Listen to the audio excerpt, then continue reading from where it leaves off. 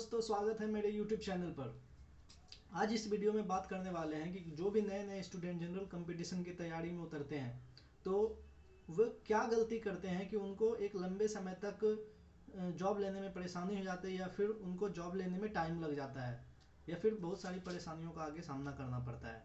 क्योंकि मैंने भी वो गलती की और भी बहुत सारे मेरे साथ जो स्टूडेंट थे उन्होंने भी किया, लेकिन बाद में ये जाकर रियलाइज़ हुआ कि हाँ, कुछ गलतियाँ शुरू में हम लोग करते हैं जो हम लोग को अगर उसको अवॉइड करते हैं तो आगे जाके हमें वो परेशानियों का सामना नहीं करना पड़ेगा। तो क्या क्या गलती होती है और आजकल के बच्चे किस तरह से गलती कर रहे हैं, तो उनके बारे में इस वीडियो में हम बात करेंगे। तब तक अगर इस वीडियो अच्छा लगे तो लाइक, शेयर एंड हमारे चैनल को सब्सक्राइब जरूर करें।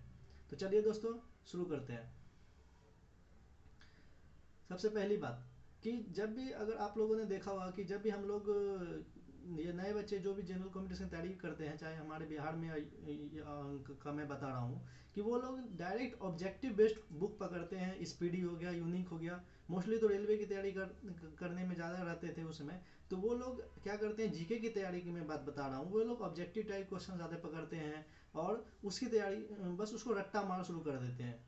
ग्रुपिंग करते हैं, ठीक है, वो सही बात है, ग्रुपिंग करना चाहिए, लेकिन ये जो ऑब्जेक्टिव बेस्ड क्वेश्चंस को वर्ड टू वर्ड जो रटने वाली समस्या है, ये बहुत कॉमन देखी जाती है। ऐसा नहीं करना चाहिए। सबसे पहले आपको एक तो समझ में ये आना चाहिए कि आपको किस एग्जाम की तैयारी करनी है।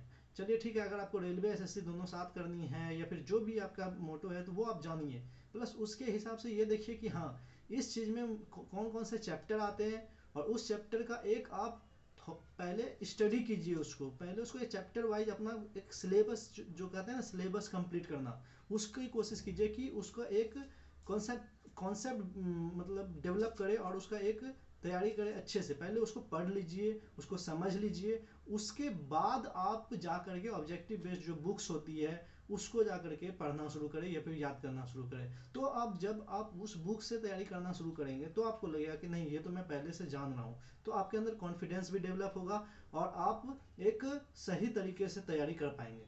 तो सबसे पहली गलती यही करते हैं लोग कि ऑब्जेक्टिव बेस्ड क्वेश्चंस को पहले पकड़ ले, बुक को ज़्यादा बुक से तैयारी करना शुरू कर देते हैं, और उन्हें ये समझ में बाद में, ये अगर थोड़ा सा भी जो आयोग होता है क्वेश्चन को घुमा देता है, ये कॉन्सेप्ट बेसिस क्वेश्चंस को पूछ लेता है, तो बच्चों को लगता है कि ये सिलेबस से बाहर क्वेश्चंस आ गया। तो इन बातों का जरूर ध्यान रखें। दूसरी गलती ये है कि उन लोगों को लगता है कि अभी मेरे पास बहुत समय है, क्योंकि मोस्टली लोग इंटर के बाद, प्लस टू करने के बाद फर्स्ट ईयर या सेकेंड ईयर में तैयारी शुरू कर देते हैं। तो उनको लगता है अरे अभी तो मेरा ग्रेजुएशन भी कंप्लीट नहीं हुआ है, या फिर अभी मेरे पास बहुत समय है, तो वो ढिलाई कर देते हैं पढ़ाई में। ये आपको नहीं करना चाहिए, क्योंकि आज के दौर में कंपटीशन का लेवल इतना टफ हो गया है और लोगों के पास पढ़ाई की पहुंच ऑनलाइन क्लासेस के माध्यम से और भी बहुत सारे माध्यम से इतना ज़्यादा आ गया है कि हर एक लोग एक दूसरे से बेटर बेटर बेटर होते जा रहे हैं। क्योंकि यहाँ पे कंपटीशन है। कंपटीशन और एग्जाम में फ़र्क होता है।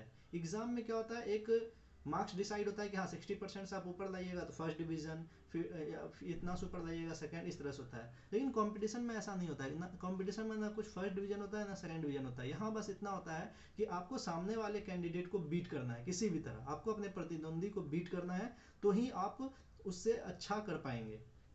ठीक है, जैसे मान लीजिए कि 100 नंबर का क्वेश्चन है, तो इसमें ऐसा नहीं है कि 90 से ज़्यादा लाइएगा तो आप पास हो जाइएगा। नहीं, 90 से ज़्यादा लाना इंपॉर्टेंट नहीं है। अगर सामने वाला 92 ला रहा है तो आपको 93 लाना होगा, सीधी सी बात है।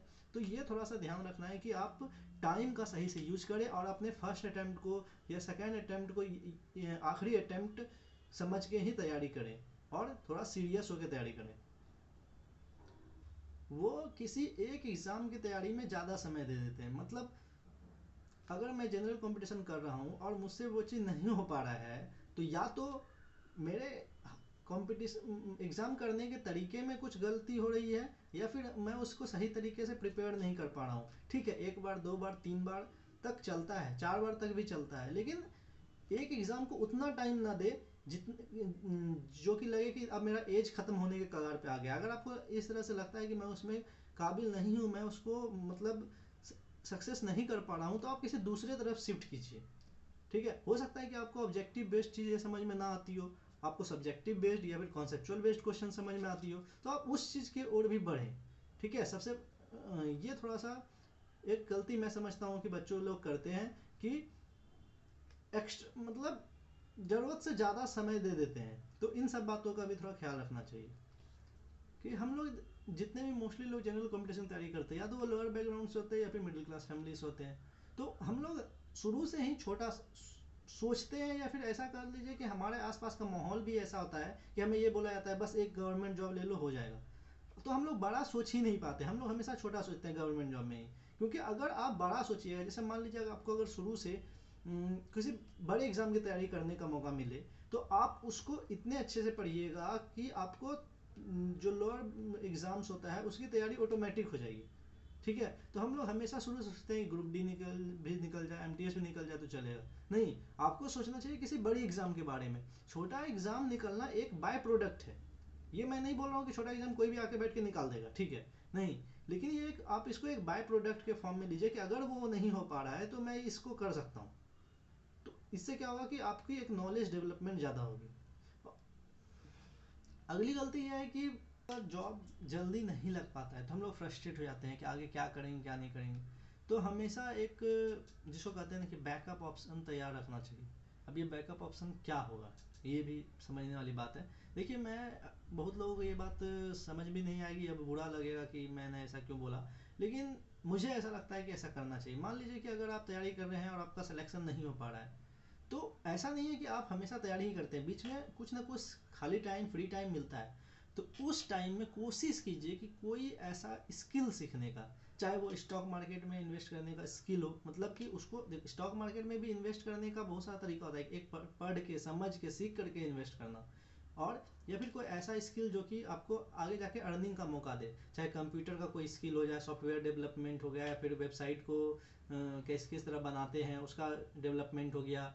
ये आजकल ऑनलाइन फ्री में भी आपको सीखने को मिल जाएगा, या फिर उसकी मतलब बहुत कम कीमत पे क्लास आती है, चाहे फोटोग्राफी का कोई कोर्स हो गया। मतलब कुछ एक स्किल आपको जरूर बैकअप ऑप्शन के तौर पे रखना चाहिए, जो कि आगे आपको जरूर मदद करेगी। तो दोस्तों, ये सारी बातें थी जो मुझे लगता है कि मुझे आप लोग को बतानी चाहिए। और अगर आपको अच्छी लगे तो वीडियो को से लाइक एंड शेयर कीजिए। और तब तक के लिए जय हिंद, धन्यवाद।